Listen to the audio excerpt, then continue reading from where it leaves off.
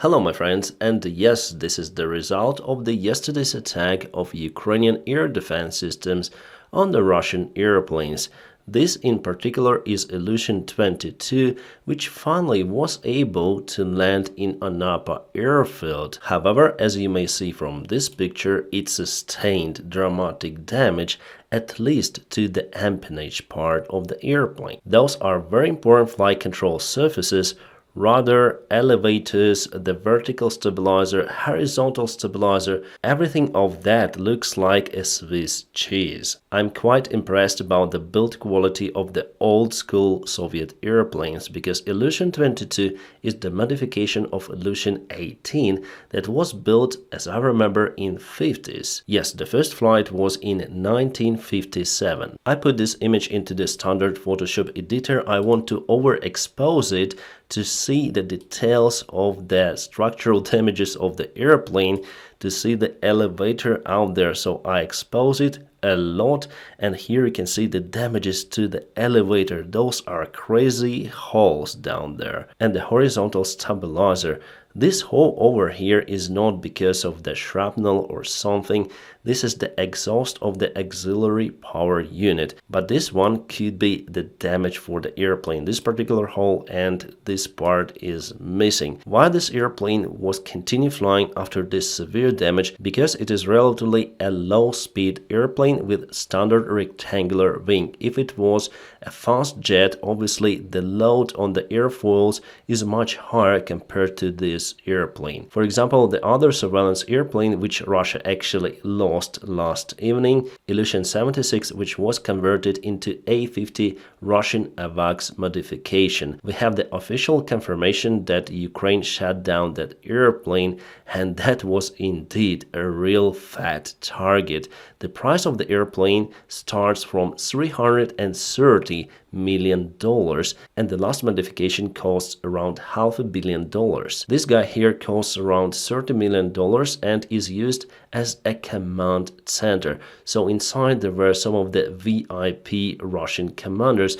By the way, Prigozhin during his march to Moscow shot down exactly the same airplane using the Panzer S air defense system. I still think that there were some of the casualties on board of this airplane because crew requested the medical assistance just before landing, and also we got the report that they had couple of engines being shut down. It means that not just the tail part was damaged, but also some central area with lots of the antennas and critical equipment. So for sure this airplane will never fly again and just lost its value. As for the shrapnel, it is a classical ground-to-air or air-to-air missile which explodes not then it touches the airplane but very close, releasing many of the objects like small metal balls or nails that penetrate everything around. Could it be a Patriot system? Well, I would vote for that. One more photo of the damaged Ilyushin-22 appeared in internet, so clearly a huge devastation to the empennage. The critical force elements are damaged for sure. One goes in the forward part and the other goes in this part to which the rudder is attached. So for sure this airplane is no go. Also with the square they hide the number of this airplane, unfortunately. But I'm sure that we're gonna find out the registration number of this airplane. And the A-50 crew is now looking for the Moskva ship.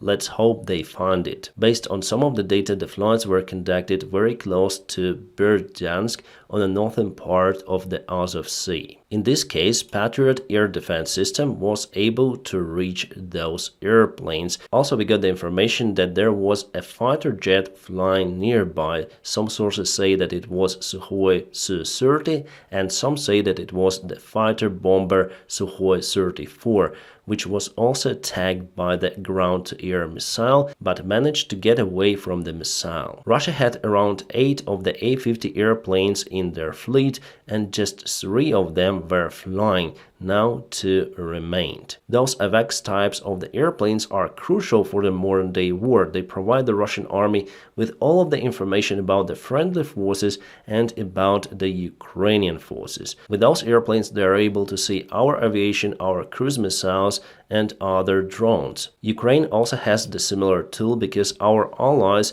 sometimes perform the surveillance missions in the skies over the Black Sea or near to Ukrainian western border. The United States drones are also capable to perform the similar job. As I told you in my last video, Russia is in lack of the resources to produce the new airplanes of A-50 type. All of the old technologies were left in the Soviet Union and now they're not so effective. But the modernized version of the airplane isn't possible without the Western-made parts. Well, probably they might build the flying machine from the existing machines which are not flying, but in a middle-term perspective it doesn't solve the problem for the Russian surveillance. You also may see that Ukraine is concentrated a lot on cutting the ice for Russia. Just a couple of weeks ago, Ukraine demolished a very expensive ground radar for the Russian army, the price of which was $250 million. And Russia is unable to protect their own equipment. The loss which they suffered yesterday evening is similar to the Moscow ship downing. I would say that the A-50 airplane was equally important for Russia, but now they have no eyes. Still, a couple of those remain in Russia, but they would hesitate to fly that close and they will have less data. By the way, because the Russian aviation was so active on the south, the experts say that Russia might start the offensive operation very soon at this particular point, or maybe at the eastern part of Ukraine. The information comes from the Institute for the Study of War, and usually those guys have the correct information or predict something which usually happens, but sometimes it doesn't work as they think. Meanwhile, Russian experts and military bloggers seriously say that it was the Russian air defense that shot down two of the Russian very expensive planes, but I think that it is bullshit. How could you possibly shut down two of the huge targets? If you see the locator, those targets are not the same with cruise missiles. Those are much bigger, and the air defense obviously knew about this operation. Yes, sometimes there is the friendly fire from the Russian air defense towards their own airplanes, but those airplanes are much smaller, they fly at the very low altitude, and usually they shut down their own planes from the man pads where it is hard to identify who is who. Here, if we speak about the sophisticated air defense systems, they absolutely knew where the airplane was flying. Plus, the Russian planes have a special military transponder shows whether it's friendly or not. And two planes at the same time? No, it's nonsense. Russians doesn't want to believe that Ukraine shut down their very expensive and very important airplanes. By the time I'm recording this video, there were some of the kabooms reported in Voronezh just right now in the airfield area. So let's watch and listen to the video.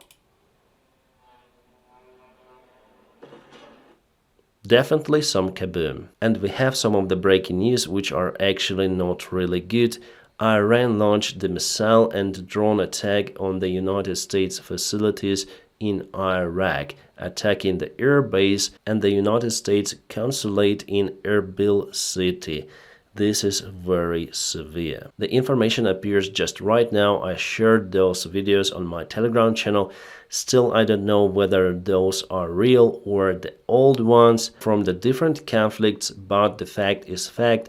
Iran launched the attack on the United States bases in Iraq. Some sources even say that the building of consulate of the United States in Erbil city is totally demolished, but I cannot prove this information. At this minute, the United States officials said to Reuters that there are no any casualties from the American side in the military bases or civilian facilities. At the same time as it was reported, the guards of the Islamic Revolution confirmed their attack on the United States facility, so Iran actually recognized its own act. I believe that it is an act of war that requires a prompt and firm action from the United States at first, and I think allies too. Erbil city is located over here, not far away from the Iranian border, so really close range for all kind of the drones. I was flying over the city many times to reach United Arab Emirates,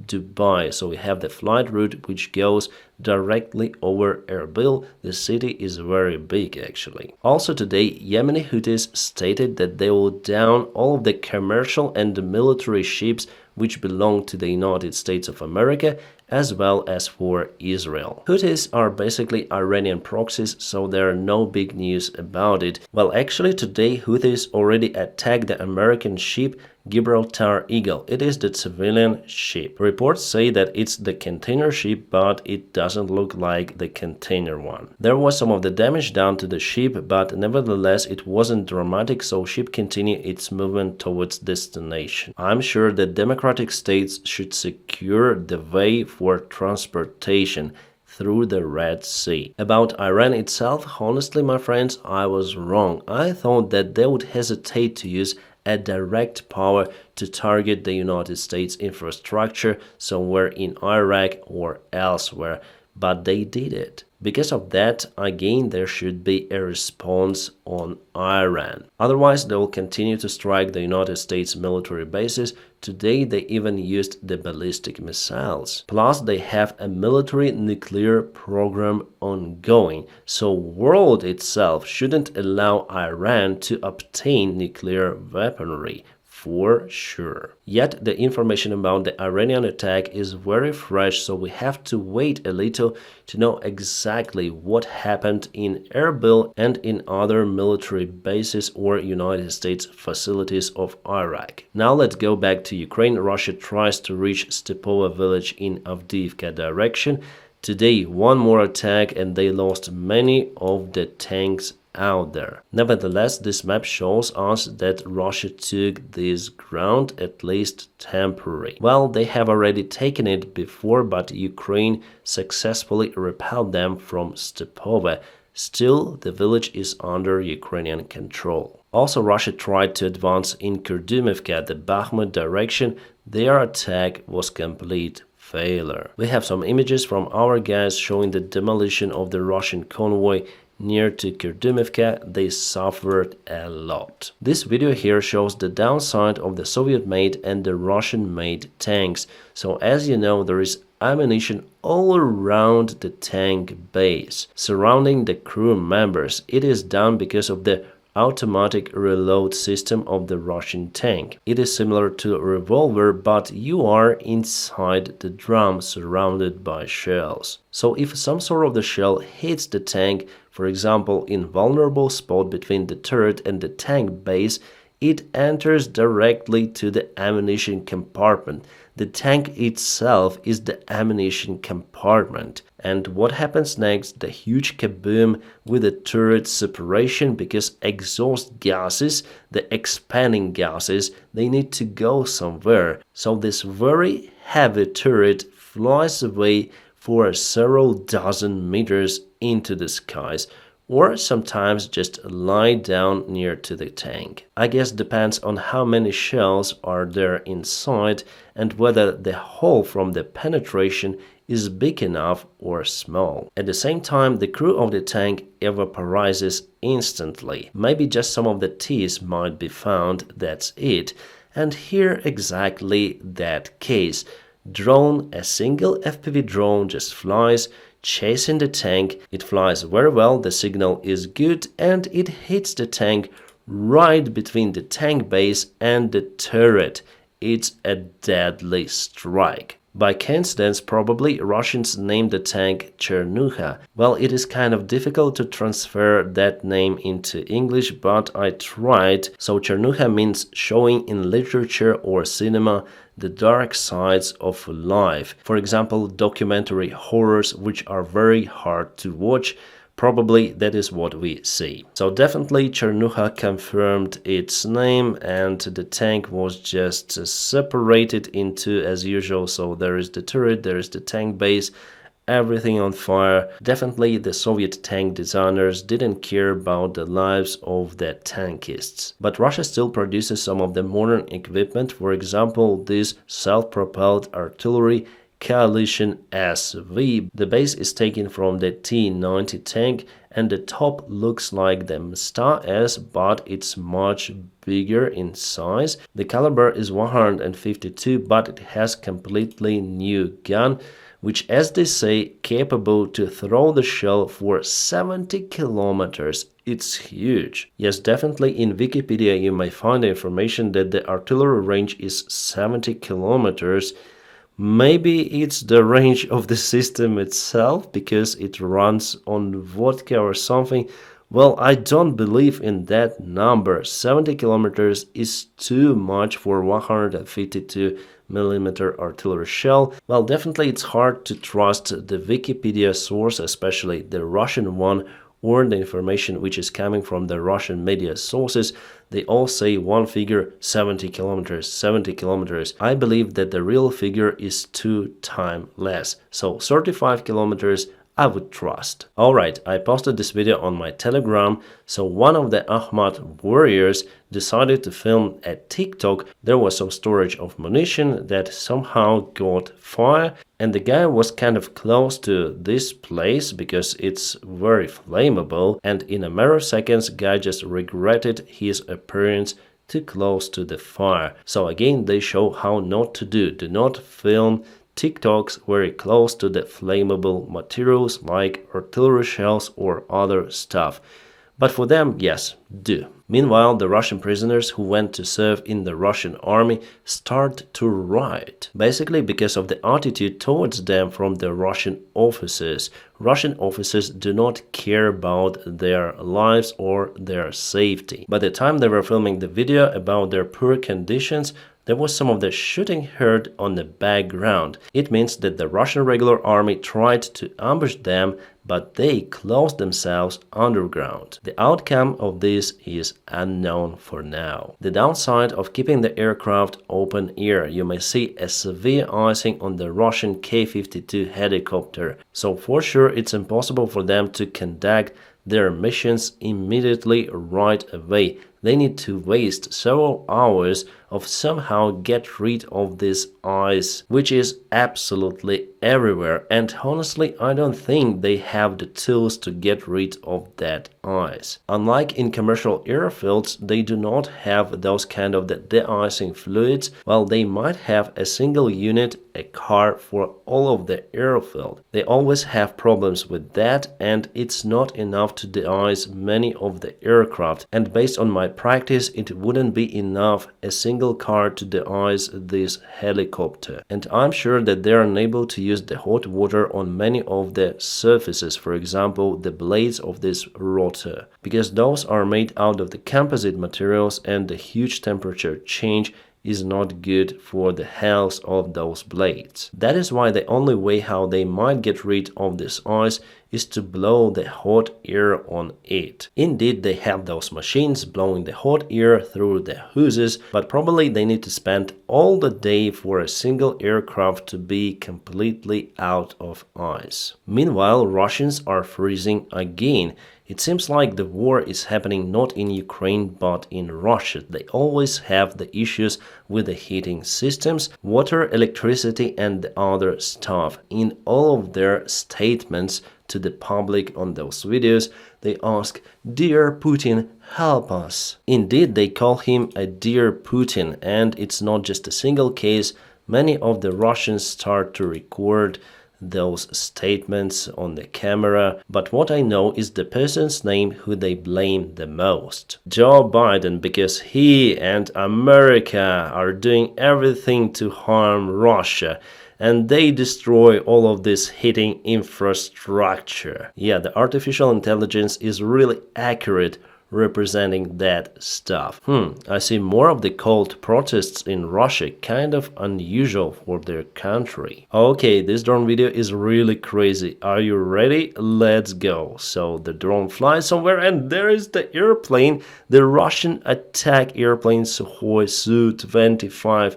flying very close to the FPV drone, nearly collision mid-air. It could be a best footage since the beginning of the war. Yeah, the real missed opportunity, but the shot is really great, even though the general quality of the video is not that good. The United Kingdom is up to deploy 20,000 troops across Europe to deter Russia. So there will be the military exercise in the first half of 2024, in which Britain will also participate. Well, probably Europe is getting more serious about it. Today, President Zelensky visited Switzerland, Davos, the summit which ongoes every year. Switzerland promised to allocate 1.5 billion francs to help Ukraine, but only with humanitarian programs from 2025 till 2028. Switzerland still keeps neutrality and will not support any kind of the Ukrainian military programs. My friends, don't forget to press a like to this video. By doing so, you help me a lot. And also, if you want to support my job, there will be some of the links in a video description just below. Thank you so much for your kind support.